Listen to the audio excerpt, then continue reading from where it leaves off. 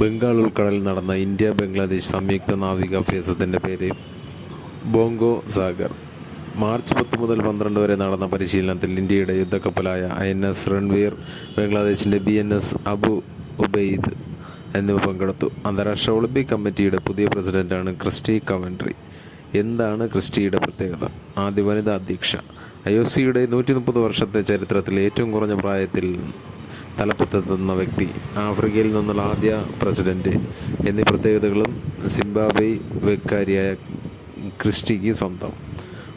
Olympic ദിനമായ June 23 IOCയുടെ 10ാമത്തെ പ്രസിഡന്റായി ചുമതലയേൽക്കുന്ന അവർക്ക് 2033 വരെ സ്ഥാനത്ത് തുടരാം.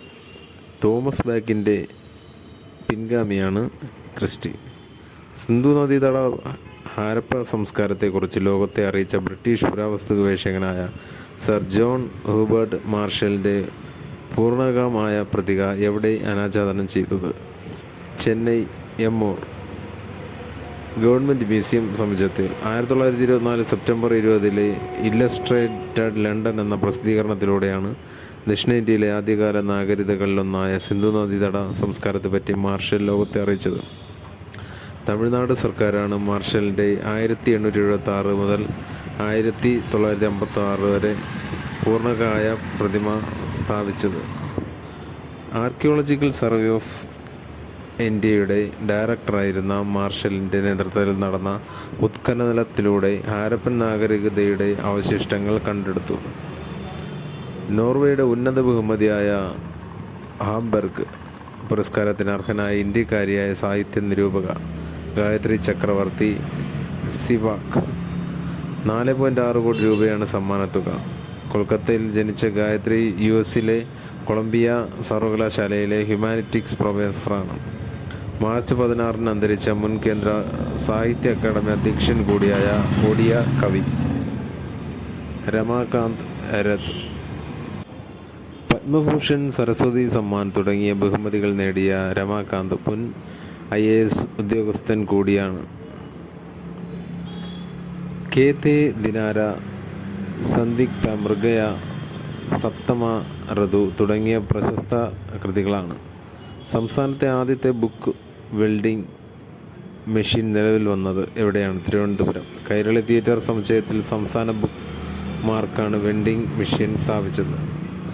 ഡിസ്പ്ലേ ബോർഡിൽ പുസ്തകം തിരഞ്ഞെടുത്ത് സ്കാൻ ചെയ്ത് ഗൂഗിൾ പേ വഴി പണം അടച്ചാൽ പുസ്തകം ലഭ്യമാകുന്ന വിധമാണ് മെഷീൻ പ്രവർത്തിക്കുന്നത്. വർദ്ധിച്ചു വരുന്ന ലഹരി ഉപയോഗത്തിനെതിരെ അവബോധം സൃഷ്ടിക്കുന്നതിനായി സംസ്ഥാന ഉന്നത വിദ്യാഭ്യാസ വകുപ്പും നാഷണൽ സർവീസ് സ്കീമും സംയുക്തമായി സംഘടിപ്പിക്കുന്ന പരിപാടി ലൈഫ് ഈസ് ബ്യൂട്ടിഫുൾ. ബഹിരാകാശ സാങ്കേതിക വിദ്യയുമായി ബന്ധപ്പെട്ട് ആന്ധ്രാപ്രദേശ് സർക്കാരിൻ്റെ ഉപദേശകനായി നിയമിക്കപ്പെട്ട മലയാളി ഡോക്ടർ S. സോമനാഥ്. ISROയുടെ മുൻ ചെയർമാനാണ് ഇദ്ദേഹം. 2025 ലോക സന്തോഷ റിപ്പോർട്ടിൽ, വേൾഡ് ഹാപ്പിനെസ് റിപ്പോർട്ടിൽ ഇന്ത്യയുടെ സ്ഥാനം എത്രയാണ്? 118. കഴിഞ്ഞ വർഷം ഇന്ത്യയുടെ സ്ഥാനം 126ആണ്. ഫിൻലാൻഡ് തുടർച്ചയായി 8ാം വർഷവും 1ാം സ്ഥാനത്താണ്. ഡെൻമാർക്ക്, ഐസ്ലാൻഡ്, സ്വീഡൻ എന്നിവ തൊട്ടു പിന്നിൽ. മാർച്ച് 20 ലോക സന്തോഷ ദിനാചരണത്തിൻ്റെ ഭാഗമായി ഓക്സ്ഫോർഡ് സർവകലാശാലയുടെ വെൽ ബീയിങ് റിസർച്ച് സെൻ്ററാണ് 147 രാജ്യങ്ങളുടെ സൂചിക അടങ്ങുന്ന റിപ്പോർട്ട് പ്രസിദ്ധീകരിച്ചത്. UK 23, US 24, ചൈന 68 എന്നിങ്ങനെയാണ് സ്ഥാനം.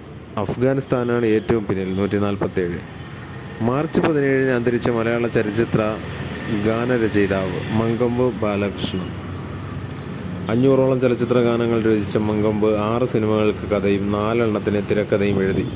ബാഹുബലി ഉൾപ്പെടെയുള്ള അന്യഭാഷാ ചിത്രങ്ങളിലെ ഗാനങ്ങൾ മലയാളത്തിലേക്ക് മൊഴിമാറ്റം ചെയ്തു.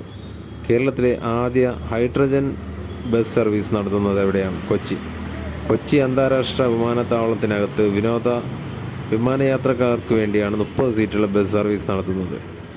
59ാമത് ജ്ഞാനപീഠ പുരസ്കാരം നേടിയത് വിനോദ് കുമാർ ശുക്ല.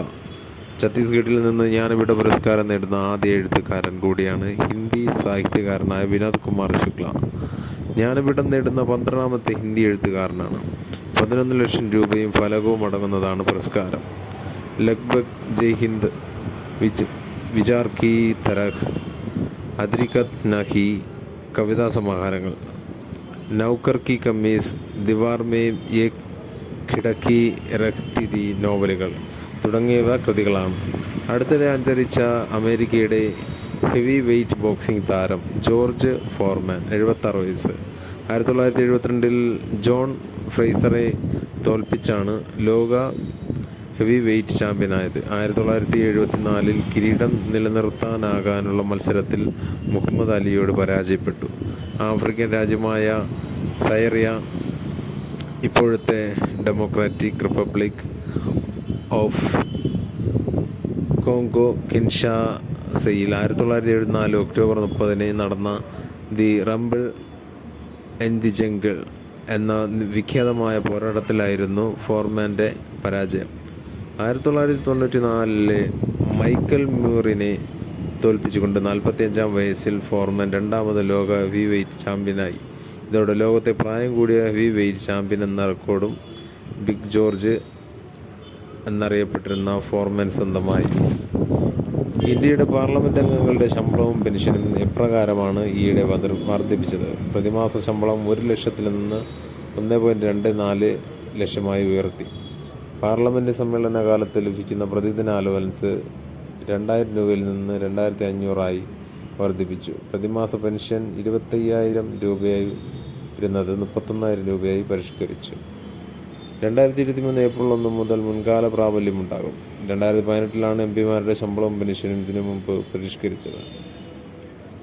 1975 ഇന്ത്യ ഹോക്കി ലോകകപ്പ് വിജയിച്ചതിൻ്റെ 50-ാം വാർഷികത്തോടനുബന്ധിച്ച് പുറത്തിറക്കിയ പുസ്തകം മാർച്ച് ഓഫ് ഗ്ലോറി. ഹോക്കി ചരിത്രകാരൻ കെ ആറുമുഖവും മാധ്യമപ്രവർത്തകനായ എൻറോൾ ഡിക്രൂസുമാണ് രചയിതാക്കൾ.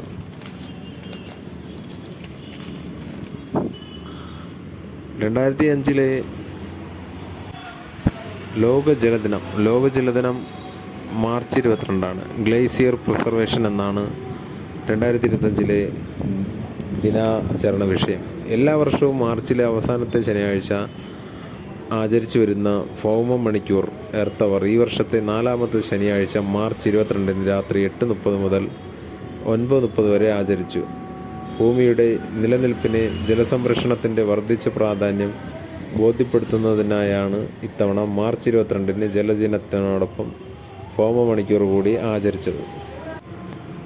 ആഗോളതാപനത്തിൽ നിന്ന് ഭൂമിയെ രക്ഷിക്കാൻ വേൾഡ് വൈഡ് ഫണ്ട് ഫോർ നേച്ചറിൻ്റെ ആഹ്വാനപ്രകാരമാണ് ഭൗമ മണിക്കൂർ ആചരിച്ചു വരുന്നത്.